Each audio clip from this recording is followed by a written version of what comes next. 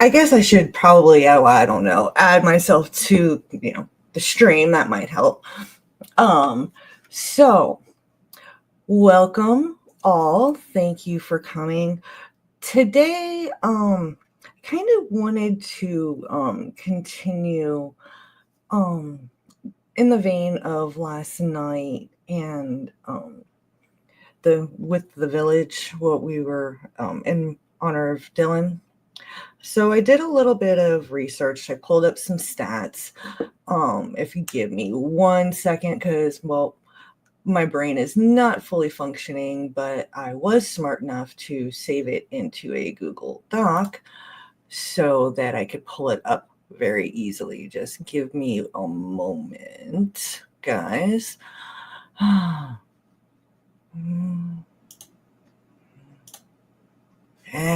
Of course, brand new computer never wants to work the way you want it to, right, guys?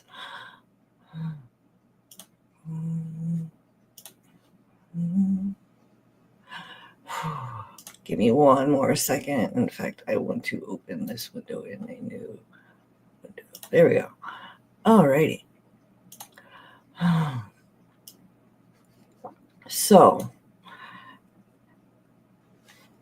I'm a little off kilter today a bit, but oh, thank God. Just welcome, Sharon. Thank God. Are you okay? I'm just struggling with the topic, with the teen suicide and stuff. Wait, why are you struggling with the topic? Because it's something that is like really near and dear to my heart. And well, I understand, but did you see the whatchamacallit that I put up on LinkedIn? Yeah. I saw that you tagged me, but no, I did not have a chance to actually read. Go read it. Okay. Well, guys, since I'm actually only streaming to YouTube, welcome my very dear friend Sharon Byrne. I didn't know we were live yet. Sorry. I thought we were going live in a few minutes. Never mind. Sorry. I kind of just hit live. Hi, everybody. Crystal didn't tell me. I didn't prepare her. That's my bad. I'm usually not that unprofessional, I promise. But I am all the time. So anyhow, never mind. You don't have to go read it. No, I'm reading it. Oh. I actually really love that. But really quickly, I did actually pull up the top 10 reasons, or basically most common causes of suicide in teens specifically. Mental health disorders is number 1. Bullying, cyberbullying, family issues, peer pressure and social isolation, trauma and abuse, substance abuse, academic pressure, gender identity or sexual orientation, access to lethal means, and media influence and glorification. Honestly, do you remember the movie The Heathers, Sharon? Yeah. It's been a while though. I don't remember. The whole movie was about making suicide a fad. Yeah, I remember. A cool thing to do. Yeah. I mean, that right there. I remember too. Media influence. I remember too, growing up, there was a common game that fell under peer pressure, which was chicken. And basically it was, for those that didn't drive, it was to like lay down on the tracks of a railroad tracks and challenge a train to see if you would get run over. But then if you drove, it was to see if you could beat the train, before it came, but only when the railroad thing, when the bar thing, I don't know what you call it. The movie Crybaby, they showed it. Yeah. But I wanted to say that, if I may, Crystal, all of the top 10 reasons that you just listed, they all fall under, in my opinion, they all can be impacted very much by empathetic Yep. connection and compassionate connection and communication between parent and child. Yep. I'm not saying that, if you do have empathetic and compassionate communication, that it will automatically be a cure or a fix for our teens committing suicide. I don't want to, I'm not that naive, but I will say that given my professional and personal experience in these areas, that compassionate and empathetic communication can highly impact, whether a teen will feel they need to take that route, because they will feel that they could come to you. Yeah. More so than if you're a parent who takes an authoritative or an authoritarian point of view, where it's do as I say, not as I do, because I said so. Yeah. What do you mean you feel like that? That's silly to feel like that. That's stupid to feel like that. So I think that the more empathetic and compassionate we can be with our teens, the more likely we are to keep the lines of communication open, which can reduce the feeling or the likelihood of our teens wanting, or not wanting to, but feeling like, unaliving themselves is the only option they have. Yeah. So I did also research, ways to combat all of these, the top 10. But honestly, I want to delve deeper into exactly what you were just talking about. I also pulled up like the top 10 effective strategies to get a teenager to open up. I will actually share my page on that one. Body Illusion, I sent you a message in the private chat if you want to come on stage or if you want to just stay behind the scenes. Just let me know, sweetie. So, are you going to elaborate on the things that you pulled up? Okay, cool. By doing that, but I don't know. You guys, let me know in the comments if you can see it. I mean, I don't know if it's just my eyesight, but it is kind of hard. I have a feeling it's kind of blurry. So, well, scratch that idea. I will just, let you guys know what it said. So, Body, is that a yes? Give me a thumbs up because I can see you clearly. If you want to come on stage. I'm going to take that as a yes. Hi. What are you doing clicking this switch so quick? Got me. You got me on that one. I would like you to meet. Okay. Throw me in the deep end. Okay. I really do want to talk about this, though. Prevention. Because it's stopping this mindset isn't going to happen anytime soon. No. So if we can get the younger generation to speak more of what's in their hearts and what they feel, in my opinion, would help. What was the ones on your list that we could not really see? Read them to us so we can evaluate. Hi, Sharon. Hello, how are you? Nice to meet you. I'm Body Illusion. Nice to meet you as well. Yep, you actually are going to be co-writers. Oh, okay, good. Yep. Sharon, so it is nice to meet you. Yes, very lovely. nice to meet you as well. How you have Ned. Sharon, in a sense, is my Ned. Oh, okay. when I have the money, I will put Sharon on payroll. I tell her this all the time. She keeps me like my schedule pretty rounded, and she also reminds me to take care of myself and reminds me of the boundaries that I've set for myself.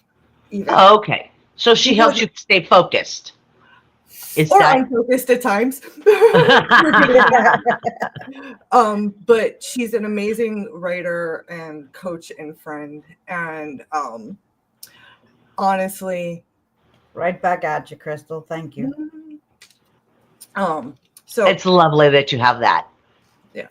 That for each other. And I also might Okay, now I really feel like a third wheel, but that's okay. You're not a third. Are you kidding? I'm about to tell you, Sharon, to Excuse me. whip out the superhero book. Start talking about that. I will, but Okay. I promise So- you I will. But I think that there, Yeah. we Create. can lay some more Yeah.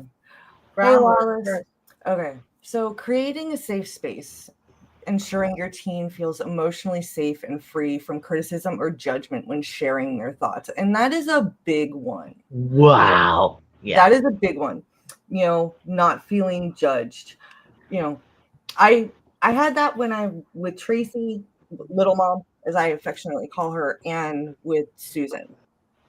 Now little mom, yeah, she'll tell me when I'm being dumb, but I never felt like she was judging me for anything.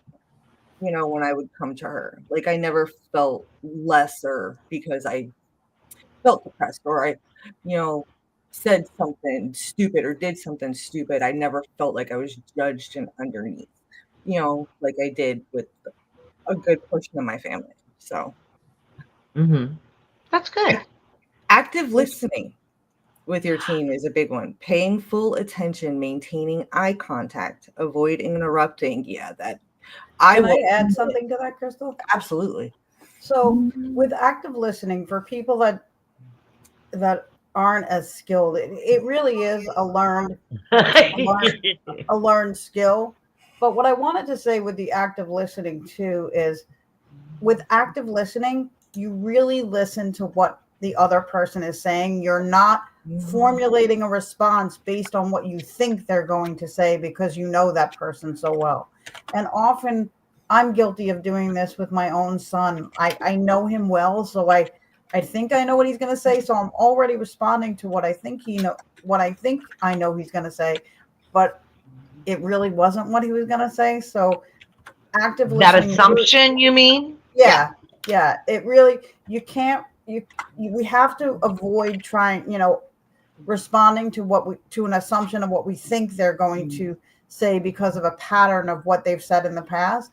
Active listening requires that you seriously get tunnel, vision and just listen to what they're saying and respond to that. So that's what I wanted to, and please don't beat yourself up, because we've all gotten into patterns of behavior based on what we've experienced growing up, or even what we've experienced, as adults with friends, family, coworkers. So just make a concerted effort to make the change if you're not already, actively listening or doing it as much as you want. But it will make a difference to how willing your teen is to open up to you. So go ahead, Crystal. Thank you. No, I absolutely agree with the active listening. I know I'm bad about it, at least with the whole like eye contact and not interrupting thing. But I do actively listen, even though I don't always do that. But I also have CRS. Can't remember shit. Remember too, though, that we're not perfect, so it's okay to be perfectly imperfect, and to show our children that none of us are perfect, and to own up to our imperfections or mistakes or things that we could have done differently, because that gives them the freedom to come to us in their imperfectness, because nobody's perfect. So you're actually giving them a gift Yeah. if you're allowing them to see you in a quote imperfect state. Because many kids As you're a real person, yeah, right? yeah. Because many kids With all have your this vision- oopses and flaws and all of that. yeah, yeah. Because many kids have this vision of us That especially- actually one of the tips is share your own experiences, and that feeds right there, open up about your own feelings, similar experiences, to show vulnerability, build trust. Yeah. Being patient, don't pressure them to talk. I like this a lot. Ask open-ended questions, like That's my biggest what was one. your day? But at the same time, I've noticed that a lot of teens get annoyed with those. You But know, you can Yeah. ask them, you But- can Yeah. ask them. They want the yes no kind of question, Mhm. yeah. Where they can just grunt and not answer. Well, here's the thing. I don't know. I'm just speaking for me as a teenager. When I was a teenager, I just wanted No, to grunt. you're I didn't want correct. to answer. You're correct, but here's the beautiful thing that I've learned in my coaching, because I do work with a lot of teens, and I have. Thank you.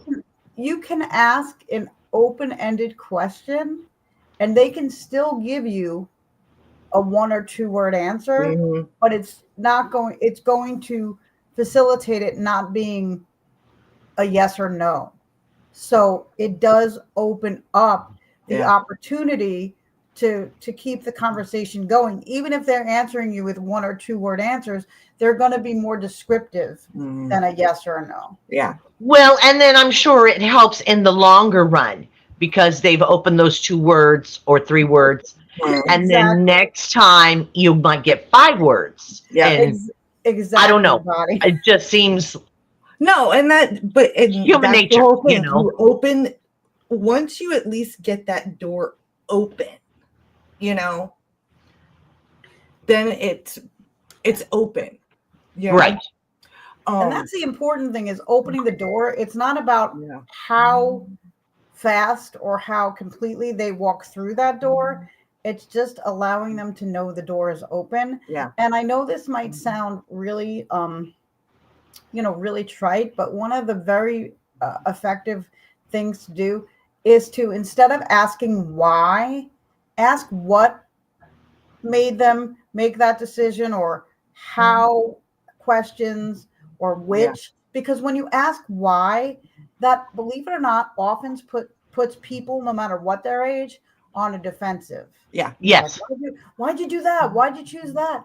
And with teens, It's an automatic negative. pardon Oh, yeah. me, teens, but they automatically get defensive. Oh, So yeah. any little change that we can make as the adult to our interaction with them, will help. And it's a very good tone. point. Very good point. Yeah.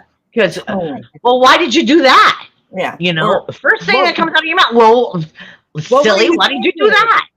What were you thinking? Well, fuck. Yeah. I don't know. I wasn't, Pretty much. Exactly. I mean, And please, if your teen, I might be jumping the gun a little bit, Crystal, so if I am, you can slow me down. But if your teen does come to you with the fact that they are feeling very lost, or even, suicidal, or having suicidal ideations, please don't minimize it. Don't make them feel silly or stupid, or don't try not to say anything that's going to make them be sorry that they came to you. My recommendation is that you take it extreme. You say, let's have a conversation around this. I'm really glad you came to me. You can even say, I have felt that way at times, or I have felt very desperate at times. Even if you haven't felt suicidal or had ideations, you can say, I felt very desperate. That's where you share your experience so that they don't feel alone. But I have worked with teens that have told me that they didn't go to their parents, or when they've gone to their parent or that important teacher or whoever they've confided in, that person has said to them things like, what do you mean you feel suicidal? Suicide is, Yeah. yes, suicide is You'll get past it. Yeah, you'll get over it. That's a good one. Yeah. Yeah. You'll get over it. Get It's just the over thing it. you go through when you're a teenager. Yeah, that kind Yeah. of blow off kind Yeah. of attitude. And so I just want to no. encourage people not to minimize or blow it off, because you never know if someone at any age, but especially with a teenager, you don't know if they're how serious or how close they are to getting ready to attempt taking their life. Mhm. Yeah. How deep it feels to Yeah. them. Right. Because especially when you're preteen, your emotions are so strong and so Yeah, they're over the intense. top and out of Yeah, control. your hormones and- are everywhere because you're yes, starting yes. puberty, And your thoughts are everywhere. Mhm. So Yeah, it your can emotions easily get overwhelming. Oh yeah. I mean, your look at emotions are us. intense. We're grown. I'm way grown. We're grown. And Oh, yeah. emotions are still overwhelming. So I can Absolutely. imagine, well, I'm only going by what I went through when my emotions were just everywhere. Everywhere, Oh yeah. And if somebody came to me and just blew me off as I came to them seriously and looked them straight in the face and said something like that, and they said, "Oh, it's just growing pains," I would have shut down to everyone. Oh yeah. Yep. Everyone. I did. Mhm. And that's a scary thought, that they went to the person they truly trusted and got blown away, blown off. Anyway, I'm sorry. I didn't mean to No, interrupt. you're good. No, No, it's you're, fine. you're It's a giving conversation. good. Yeah. One thing that I will, hi Izzy, I do want to bring up is just as much as them feeling insignificant and unseen, if you are a helicopter parent, that also can cause a lot of mental stress on your kids and Okay. can lead to it. Respecting their privacy. The fact Everybody needs boundaries. everybody needs boundaries, but they also need to be able to learn and grow and make mistakes. Can I share an analogy of how I look at this? So I believe, and this was a lesson it took me a little while to really lean into as a single mom of a young person. And so the way I look at this is, we are here to assist and support, but not rescue. Every parent or every guardian wants to ease their young person's experience through the lessons that we have learned growing up. But the truth is, we're not helping them by trying to save them by using our experience. We can share our experience and hopefully they learn from it. But here's how I describe this. Our role is to assist and support, not to rescue, which to me means I'm not going to let any child that I have the gift of influencing and impacting, I'm not going to let them fall on concrete and break their face. Yeah. I'm going to break their fall so they don't break their face, but Right. I'm going to let them fall. I'm going to let them learn. Because honestly, when you try to talk to a teenager and you try to tell them what you know, they don't think you know anything. Hello. Yeah, right. I'm sorry, you're stupid. When a child You're stupid. You're an adult. You never lived it. Yep. So You. listen, a child. That's what I always thought. Yeah, a toddler thinks you're the greatest thing on earth. You have superpowers. You can do everything. A teenager, when they hit preteen, teen, you become once again the stupidest person they've ever met. You know nothing. They know everything, and you don't become smart again until they're a young adult. Until they started having their own babies, Yeah. So the goal, hopefully the goal or the, I don't know the right word. The goal may not be the exact word I'm looking for here, but it's to assist and support and to protect them from hopefully doing irreparable damage based on the lessons they're going to learn. But Yes. so it's like it's breaking their fall, but it's not protecting them. There's a benefit to natural consequences. And yes, there are some times where you have to put your foot down. And an example I use is with my own child, who he was full of energy as a toddler, and he insisted on riding his bike in the middle of the street. So that is one place where I said, nope, I'm the parent. I'm putting my foot down. This is a non-negotiable.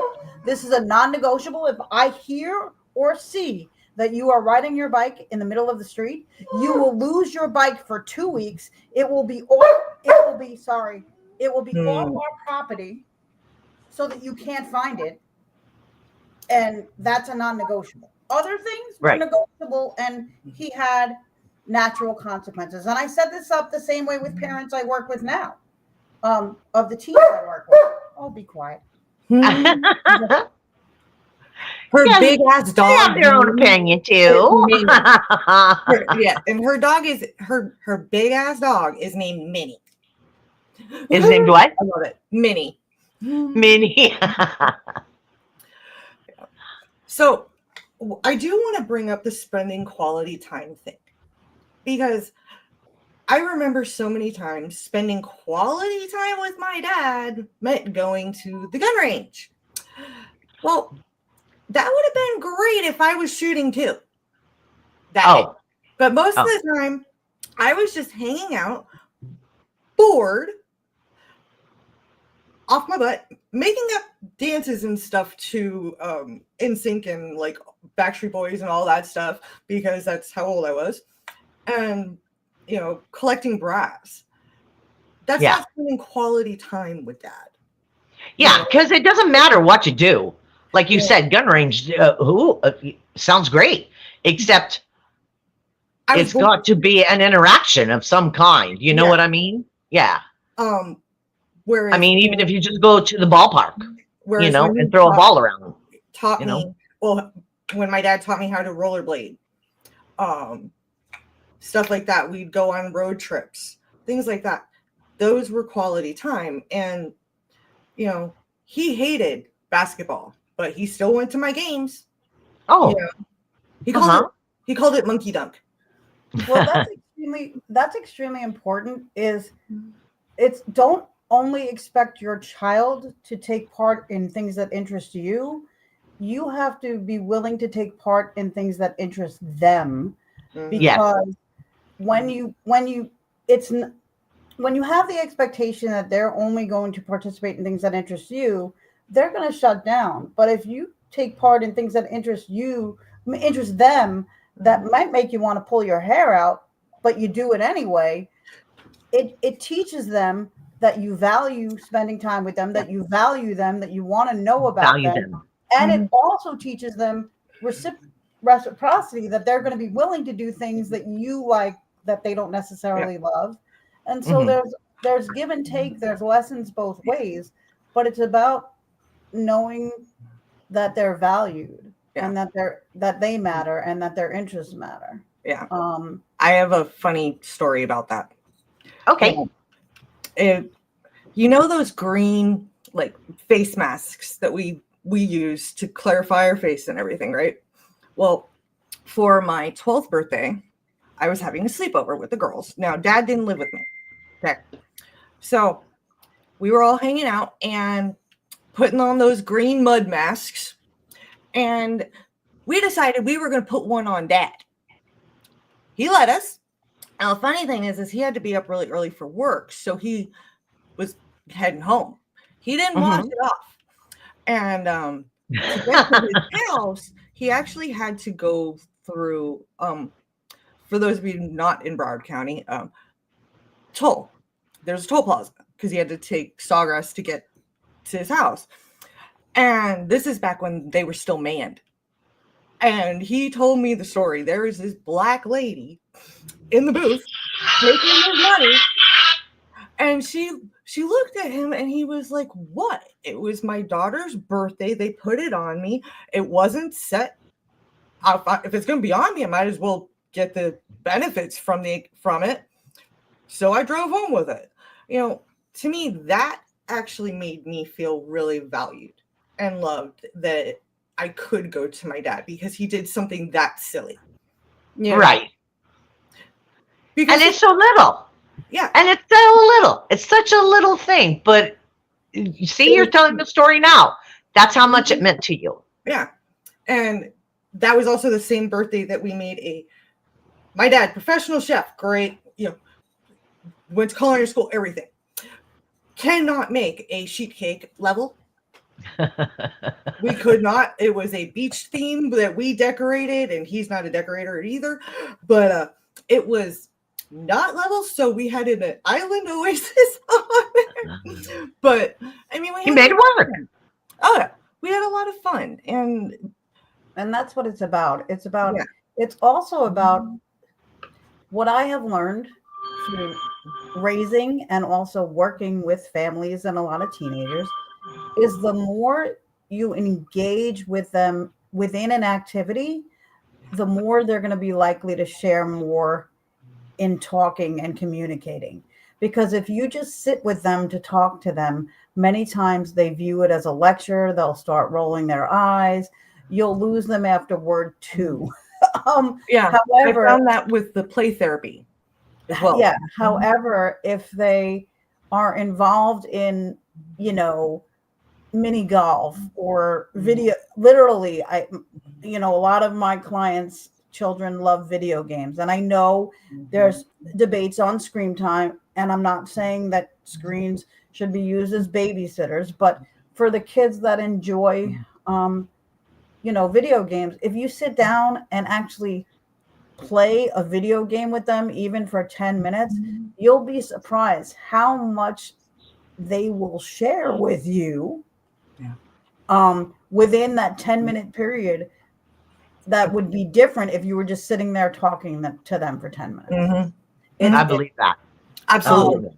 And also the other thing I wanted to mention is if you're trying to talk to your child and they're on their phone or they're doodling, sometimes kids need to do that to distract them from the intensity of their emotions and also to help, them process their feelings and how they want those things to come out, in words. So I want to caution you to not always just jump on, put your phone down, put your video game remote down, because I have literally worked with kids that I've done experiments where I've let the kid and the parent, when I do, family stuff, I'll let the kid stay on their phone and be playing. And I swear to you, the kid can parrot back syllable for syllable what I've said or what the parent said. But oftentimes when you take the doodling away or the phone away, they're not able to process as much. And so I'm not saying it's always that, but I'm saying I'm encouraging people to be open-minded and to really investigate how much their child is really taking in of what you're saying. And if you see that they're not taking it in, then put more of a limit on, the whatever the doodling or whatever they're doing. So yeah, I just wanted to add that as well.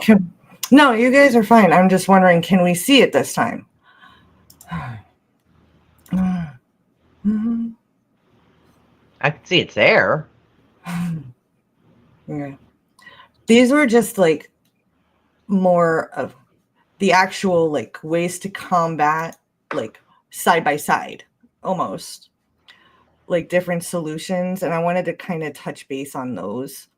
Okay. Because going through them, they actually are pretty good. And it was more the like bullying and cyberbullying solutions. And then the academic pressure, because that was a big one in my family, was academic pressure. And when you don't hit those marks, the belittling, the, feeling like you're a failure, can Yeah. be debilitating, you know? Yeah. I remember my freshman year of college, it was community college, but whatever. I College had, is college, Crystal. yeah, I had pulled, Don't minimize it. I took, well, I was taking 4 classes and I got 3 B's and a C. And 2 of the B's I would be proud of that. I was gonna say, I feel like jumping up and down. Congratulations, honey. That's what 2 of the B's I brought up from a D because I don't do well with like little tests. Give me a midterm, give me a final, and I'll knock it out of the park. I'm great. But you give me like the little chapter tests and stuff, and I just space on them. So it's like I brought 2 of them from a D up to a B. And my mom's, instead of way to go, well, why'd you get a C in math?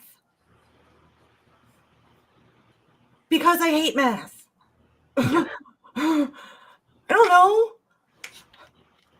You know, it's like, doesn't matter that I brought, you know, these grades up from, you know, a D all the way up to One a of the B. things that comes to my mind, Crystal, is that one of the things we really, and I'm on a mission to change this, we really need to start focusing on our child's and our own strengths.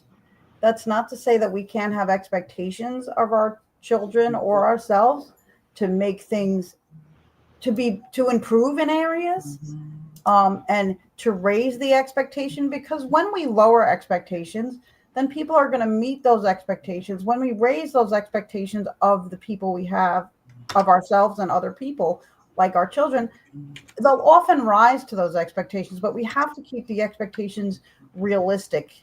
Yeah, you can't put the bar too high.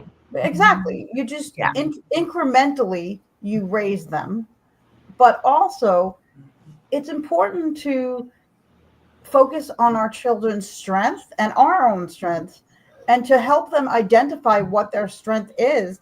Because the example I use about myself is this: I was not going to be an actuary or an accountant, because although I can manipulate numbers to know my bank account and know how to pay bills, I am not made to work with numbers. And I knew that growing up. I was always made to, I knew that my purpose was to work with people. I was always interested in psychology and human behavior. I just always had a knack and an interest in helping people be the best versions of themselves they could be. And that started from a very young age. So for me, it's about helping ourselves and helping our children recognize their strengths, and not having them not improve in areas that they might be quote unquote weaker in, but also building on their strength. And if you have a child that's strong with building things and mechanical things, then have them build on those strengths. Yeah. Right. Because that's just encourage that. Yeah. Because that's just going to empower them and make them, and increase their self-esteem, reduce their stress, reduce their self-doubt. And by focusing on areas that they're strong in and having them build on those, that also has been proven to help them improve in areas that they're quote unquote weaker in. But so I think that's really important, and helping them identify, and this can change over time as kids are evolving, because we all evolve, but helping them identify what their superpower is. And their superpower could be that they're curious. Their superpower could be kindness. Their superpower could be that they're a leader and not a follower. There's so many areas that kids and people and humans, because that's all kids are. That's all teenagers are. They're younger humans that just haven't had the chance to experience as much as we've experienced yet. Now and they don't have the vocabulary, and they don't have the skills to navigate situations the way we do. So I think it's really or supposed to. exactly. That's a better way to put it. Or supposed to, because not all adults. We're supposed to have the tools. Right. Right. Exactly. Seriously. I'm sorry, my tool shed got lost about 8 seconds ago. Right. Well, I'm rebuilding, so no, exactly. Exactly. But that's also another thing. We share with them that, again, our imperfections, because we're not perfect. And so far from it. we I always try and say that I'm evolving till the day I die. I want to learn and grow until the day I die. I don't have all the answers, and I don't want to have all the answers. You know why? Because having all the answers would be too much freaking pressure. So I give myself the grit. Well, I try. I'm very hard on myself. I'm much harder on myself, like most of us. We are all our own worst critic. Yeah.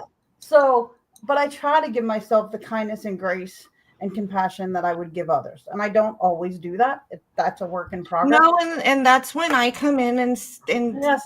But my point here is to build on strengths is really it is key, and it's pivotal, because it's when a lot of times our kids' strengths are things that they really enjoy.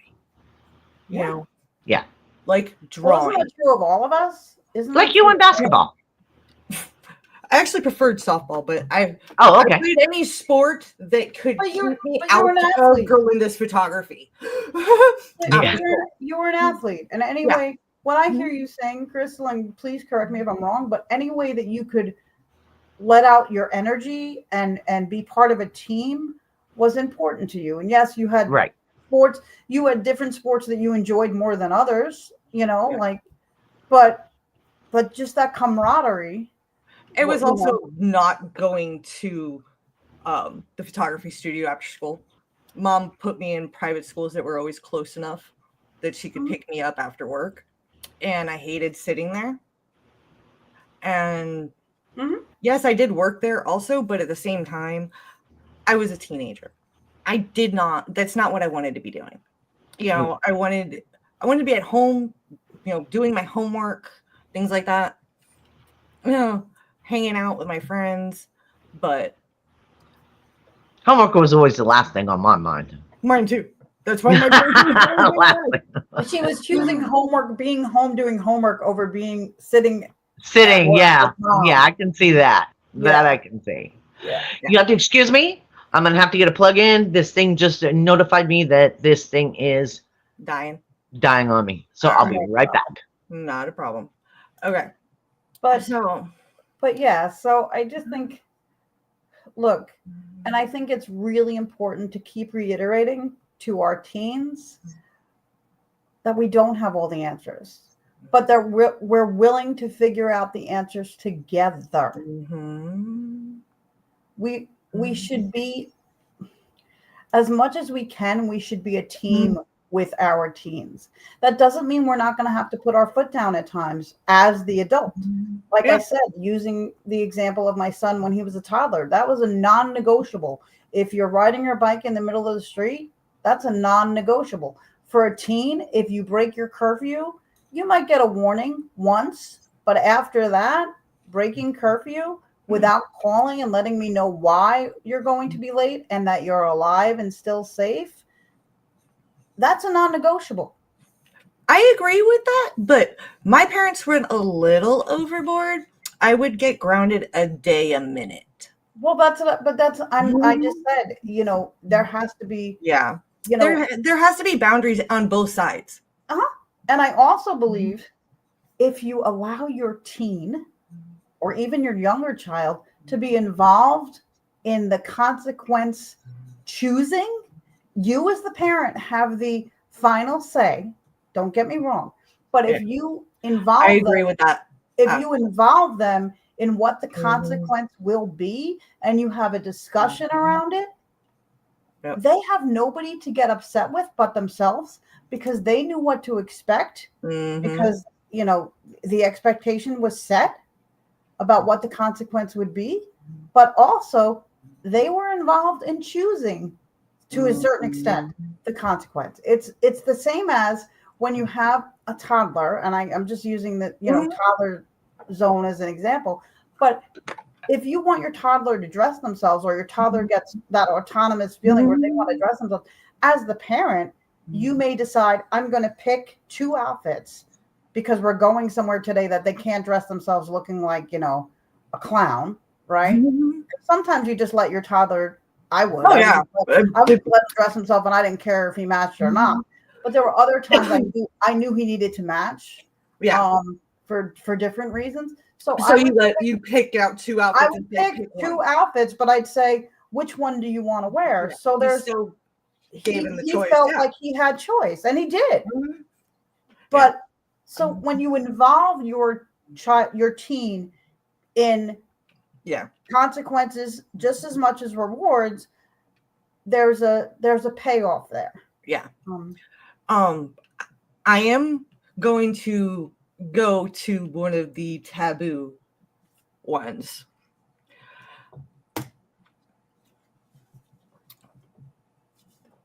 I know that the whole LGBT. Now, I personally am of the opinion that in your teens, you don't know what the hell you want when it comes to boyfriend, girlfriend, or otherwise. You're still very curious and everything. So when it comes to deciding on your sexuality, I honestly recommend just not claiming anything until you're in your 20s, honestly, because things change. I also recommend for parents to try their hardest not to have an intense reaction to exploration or to their child coming out if their child actually feels like they know. Said John was phased. Because maybe they do know. Maybe they genuinely do know. Maybe they still have no idea. But the more intense on the negative side that your response is, the more you're going to shut them down from coming to you. And also, believe it or not, because teens are because some teens or a lot of teens are so rebellious, they're going to do more of what they think you don't want them to do. So me like cheering when John said to me, "Mom, I don't like girls," and I was like, "What?" Saying, "Yes, I knew it. I knew you were gay since you were 2." Was the bad reaction? Not necessarily. Not necessarily. It was over the phone, and it was in a playing manner, and then. Well, yeah, I'm just saying. But all I'm saying is, if you have an intense and believe me, I know that we're all human, and it's not. It could be shocking. I mean, for you, you had a suspicion. And I'm also very open-minded. They've had suspicions, but the more intense the reaction is, either way, but especially if you're uncomfortable with it, the more you're going to inadvertently shut your teen down and make them feel like they have to hide not just that, but other things too. Body, wasn't it, who was it in the chat last night? She was I think she's in her 20s when we were talking about this topic. She was in the corner. It was, she was the second or third person that went up there. Yeah. You know who I'm talking about. She was with the red hair at the bottom. Yeah. How her parents were not accepting about her. Of her. Yeah. And how she was bullied at her door. I mean, they would come to her house to bully them. Yeah. You know, I mean, it wasn't cyberbullying. It was face bullying. It was all of the above, probably. Yeah. Well, and my son, just bringing up something, my son has DID. So I'm sure there's another term for it now because everybody always loves to change letters. But one of his One of his alters is very feminine, Mhm. and that's fine. Mhm. When she comes to visit, Mhm. I Probably the don't. nice one. Yeah, Well, we what always you're have a good saying. time, you know.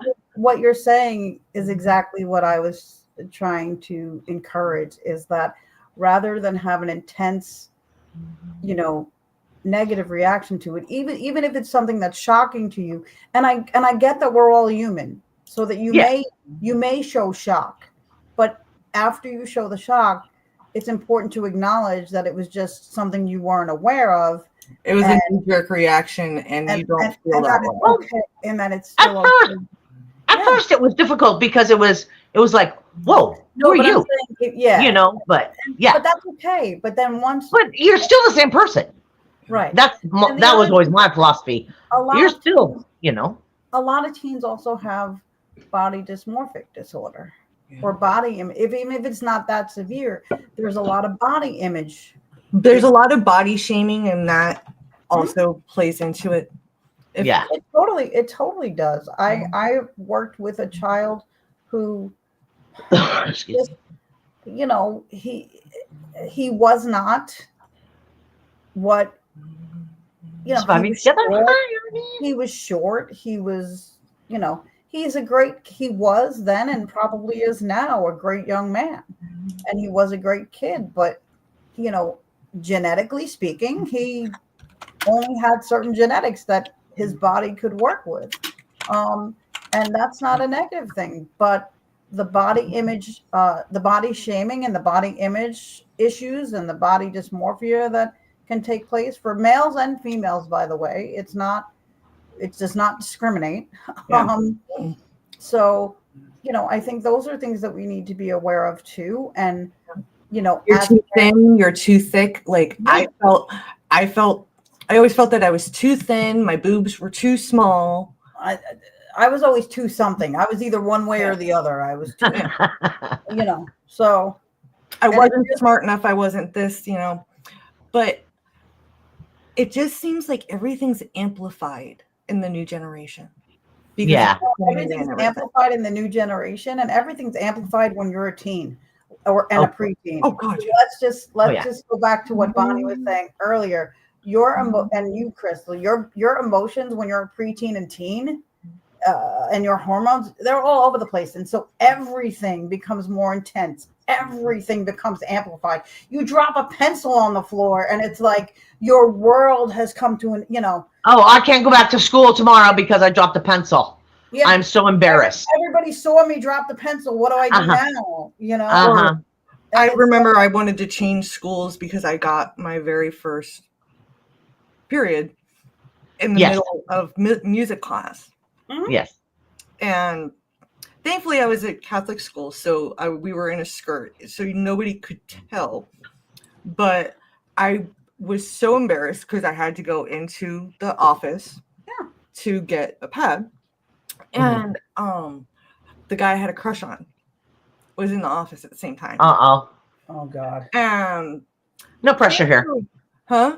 No. No pressure. Thankfully, I was able to quietly, and use the bathroom right in there. But it's now it's like I tell Matt, hey Matt, honey, I'm running out of tampons. Can you pick that up for me on your way home? And I just don't care. Yeah. See, and I would never dream of asking a man to do that, but that's me. It's Yeah. But then again, my dad was a weekend dad. He was a young dad. So in a lot of ways, I kind of idolized him and have been coming to grips with the fact that he's not exactly as perfect as I thought. But some of the things that he taught me about parent-child relationship, though, on the other hand, some of them I do use because I did feel safe talking to him. I mean, my mother didn't let me know that I needed to trim my bikini line or anything. My dad was the one that pointed it out to me when we were going to go to the pool, and even explained how to trim it up and everything. Yeah. My mother didn't do any of that. My dad did. I wanted to bring up some comments that Chris has made. Mhm. And he's saying that we need to let our teens be who they are and parent the teen that we have, not necessarily the child we wanted or thought we were going to get based on Yeah. how we are. You know, they're not going to be carbon. I think what Chris is saying is that, you know, our teens, our children are not carbon copies of us. Yeah, they're not our mini me's, Yeah. and they don't Yeah. need to be. And I think that's very important because if you don't accept your child for who they are, it's going to be harder for them. Look, our Mhm. teens what their peers think and peer interaction does become one of the most important things. But here's a little bit of a secret for parents that may not know this or may just need it reinforced. Even though our kids' peers become the most important to them in preteen and teen years, don't let that fool you and underestimate how much your opinion and your thoughts about your children mean to them, even in their preteen and teen years. Because there's no matter how old we are, even as adults, we always strive for the approval and acceptance of our parents or our guardians. When I say parents, I also just want to say it doesn't have to be mother, father, sister, brother, like that kind of image of a family. It's whatever your family looks like and whoever your parental figure is for you, whoever Right. is. I still send my mom, like when I write in anthologies and stuff, for the most part. Sharon, you know I do this. And I do it too. When my So I mom, send my writing. I give my parents copies of the books. I purchase Well, copies of the books. I will have my mom proofread before I send a print, though, at times, because I want her input and things like that. You know, then that shows the trust you have in her opinion, and yeah. And when it comes to certain judgment. things, yeah. And that's exactly my point, that no matter how old we are, we always want the approval of mom and dad, of our parental, of our parents or our parental figure, whoever you know, stepped in to that role may be for us, or so even there's no getting around that. As preteens and teens, peer group is very important, but don't let that give you an underestimated value for how important you still are in your teens world and your preteens world. Right. Because that's you are and always will be important. Even though they're blowing you off, Even though they're blowing you off, in there, it's still going in. Yeah, even if they're rolling their eyes at you. Yeah, oh gosh. They're hearing you, because I used to tell my son that his eyes were going to stay that way if he just kept, the more he rolled, because and the sigh. Yeah. Mm-hmm. The rolling of the eyes and the sigh. Or the slap of the thigh. Like, oh my God, Mom, again? Right. You said that already. Yeah. Okay.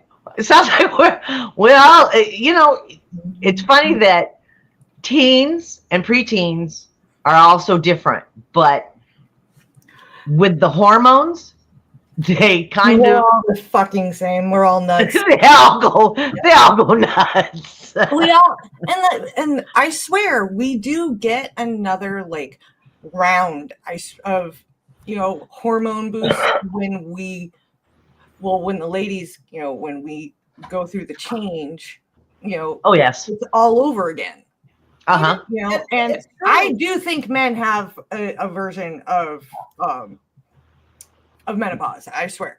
But then again, sorry guys in the audience, but that's just my personal opinion. No, it's a scientific But fact. I do believe that even though they don't show it, men get a period too, because they are just as bitchy and whiny. It's a scientific fact that men and women have, changes in their hormonal. Hold on a second.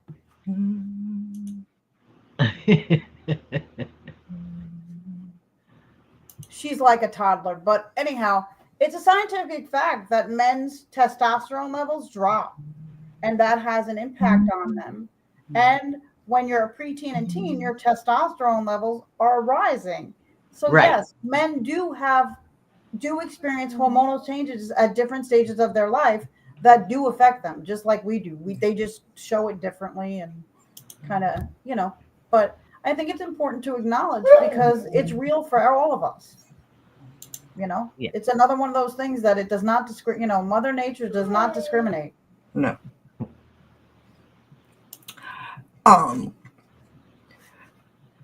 One thing I want to say about,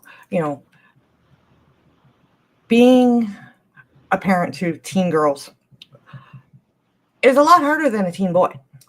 But your boys need that attention just as much as the girls do. Okay. And I'm talking from both man. Yes, thank you, Guilty. I love you. You are my new best friend. That's why. Thank you. Steph, you always tickle me. But I was a daddy's girl through and through. I was a daddy's girl. And I do believe some of that is because of the damage that my biological mother did to me from conception. But my dad's family raised me, and they raised me as best they could, but with love, Mhm. But I was a daddy's girl through and through. He used to say I was a perfect son, wrong body parts. That's Okay. No, I played paintball. I played paintball with him. I was at the gun range. I did all the tomboy stuff Mhm. because I wanted to spend time with him. He was gone 6 Right. months out of the year. He worked on a private yacht as a chef. He was gone. So when he was home, I wanted to spend whatever time I could. Whatever he wanted to do, you wanted to do too, to spend time with him. Is that what you're saying? Yeah, pretty much. I mean, once I hit my teens, he would go play darts with the boys and I would go roller skating. Okay. But during the day, that was it, But I do feel having that strong relationship, like the daddy-daughter, mom-son, are very important. Just like I feel, having that father-son bond, the mommy-daughter moments, Mhm. teaching makeup and all that is just as equally important. And as a single parent, you kind of have to try and do both. And that's really hard too. So it's like our kids don't understand giving us grace because they're still growing and learning, Well, I think if I can add something to that, Crystal, I do think they're growing and learning, and so they don't understand it as much because they haven't been able to experience it.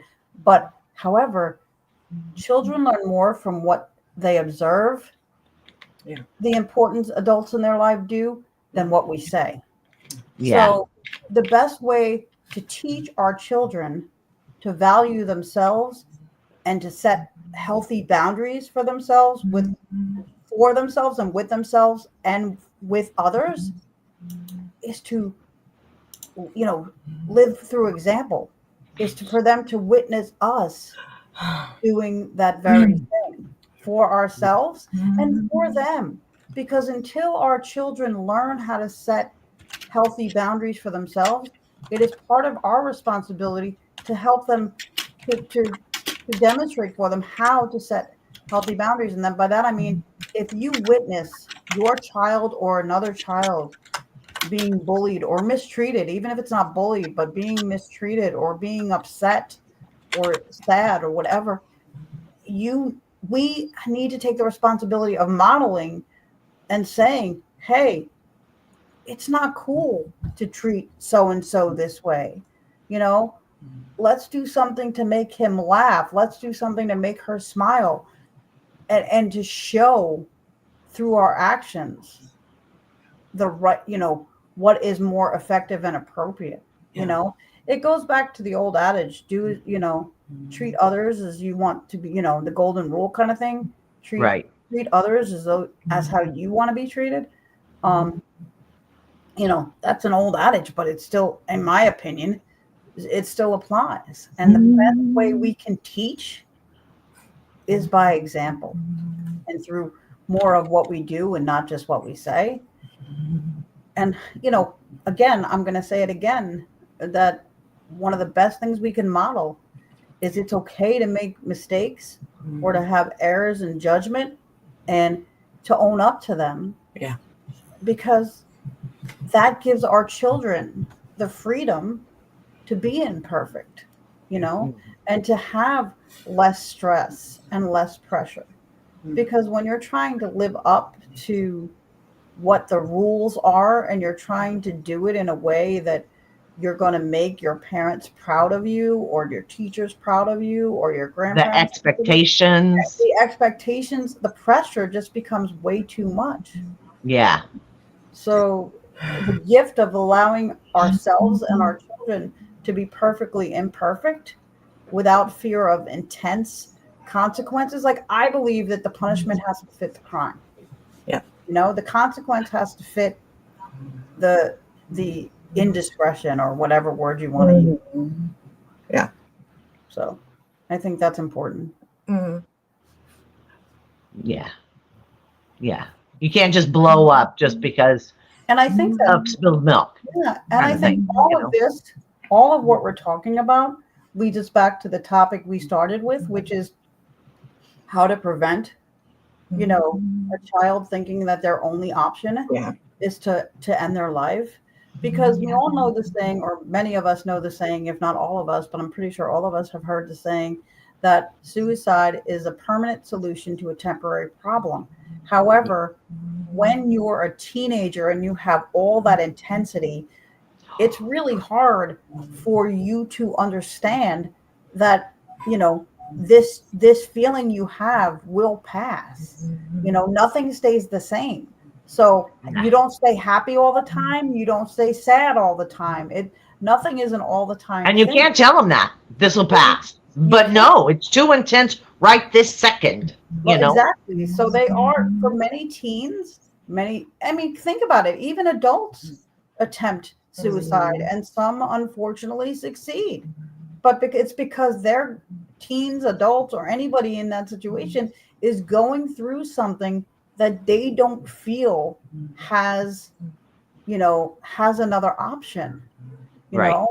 and the emotions they're feeling are so intense at that moment that all they know is they want the pain to subside or to end.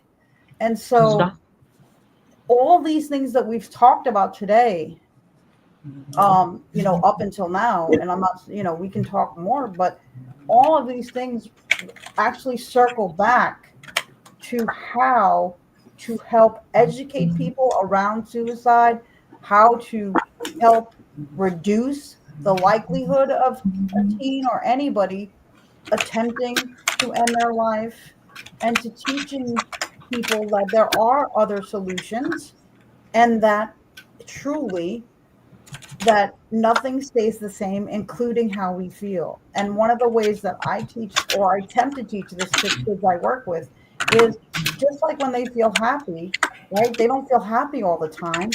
You can't feel one emotion all the time. So if you're feeling tremendously sad or frustrated or alone, you will come back around, but it may take some time. And so the best way to deal with any emotion is to share it with someone. Because even when we're happy and I know when I have a win, right? I'll call Crystal and be like, yo, do you know what I just did? Because we want to celebrate our wins with people too. So if we can share our wins, we can share our sadness with the people that we trust. And I think that's just something that we have to model. Yeah. We have to share the good and the bad. And show I've told my son, I don't get into the gory details depending, age appropriate, knowledge or sharing. But I have said to him, listen, mom's really upset today. I'm a little, I'm sad today. So if I seem a little off or, edgy, this is why. But I might not get into the gory details of the situation because that might not be appropriate, but it's okay. I think we have to make all emotions okay. Yeah. And we have to normalize having all emotions as being okay and not making some emotions okay and some emotions off limits, So. I agree. Yeah. And also teaching our kids to actually set the boundary of saying, today sucked. I don't really want to talk to you about it, but maybe I will. But also showing them that you respect the fact that it's okay to say, I don't want to talk about it. Absolutely. And when I hear that, when I have heard my son say that or my clients say that, you know what I say? It's okay if you don't want to talk about it. And it's okay if I'm the one that you never want to talk to about it. But at some point you may decide that you need to talk to somebody about it. And I encourage you to talk to somebody about it at some point so that you're not holding it in. But it doesn't have to be me. Yeah. It can be anybody that you trust. It can be a counselor at school. It can be a teacher. It can be the parent of a friend that you trust. It could be a hobo on the street as long as you talk to somebody. Yeah. Hey, you know what? I've had some really interesting conversations with homeless people. So don't discredit them. Okay. Well, I'm going to have to, I really love this conversation. I really do. And thank you for inviting me in. Always. But I have a big pit bull that is doing some big time whining. Yes. No, I was going to say, So he wants some love. I gave him some love now, but that's not enough for him. So I'm going to go. Because we're late for Surviving Together as well. Oh, we've got to go. We've got to go visit. We've got to go visit. Okay. Well, there's that, and there's also. But thank you for letting me. And it's wonderful meeting you. You too. Wonderful meeting you. I love your insight. Thank you. I love yours as well. And I just want to say before we go, this is a conversation that's not going to be a one-off, in my opinion. This is a conversation that we need to continue having. So even though we're ending for today, we can always pick up this. We can always and we should pick up this conversation again. But Crystal, we still haven't got your list yet. Oh yeah, we did. We've got. I actually for the most of it as the banners. Oh, okay. Oh, that's what that was. Oh, okay. All right. But she got wise. She started. This particular link, the StreamYard, I have it set as one of the studios that you can reoccurring. I might change the thumbnail, but I'm leaving this studio specifically for this continuous conversation. Please, yes, because we've just barely tapped the surface. Our kids are our future. They're our future. Yeah. They're our future and they're worth it. Yeah. Oh gosh, yes. And we need to be willing to continue to have these tough conversations so that we don't have one like last night. Yeah. We don't want any more like last night. Right. Just my opinion. Well, I agree. I wasn't at last night. Last night in loving memory of a member of the community. The community, which Sharon, I will be sending you the link for the village and everything. But basically, one of our members' grandson, is it? Son? Yeah, his grandson. Her grandson killed himself at 13. Yeah, no. This is 8 years ago, but it was right. That's the anniversary. Yeah. Oh, yeah. Okay. So, and it's still the question of why, and it's still the heartache. I'm familiar with this person's even story, so. Even though I can send you the live person is gone. The person is gone. The pain is still there. Yeah, All they've done is left it for everybody else. exactly. You know, I mean, I don't mean to giggle about it, but it's the truth. You know, but anyway, Anyway, I have to go Yes. before my and son's pit bull has a fit on Yes. me. And we will reconvene. It was great. And tell It was Minnie I great. said hi. I will. What's your dog's name? Beans. Well, you take care of Beans, and That's his then name. we will reconvene. It was a pleasure meeting you, and talking with both of you. So thank you for having Thank you so much for inviting me along for this journey. And this is going to be the staple conversation for Saturdays at 1, unless we have a presentation, Sharon, like with the summits or something. Yeah. I think this is going to just kind of be my consistent 1 o'clock conversation till we've beaten it dead, and then we'll find a new one. All right. Sounds good. All right. Thank you enjoy for the rest of your everything. weekend.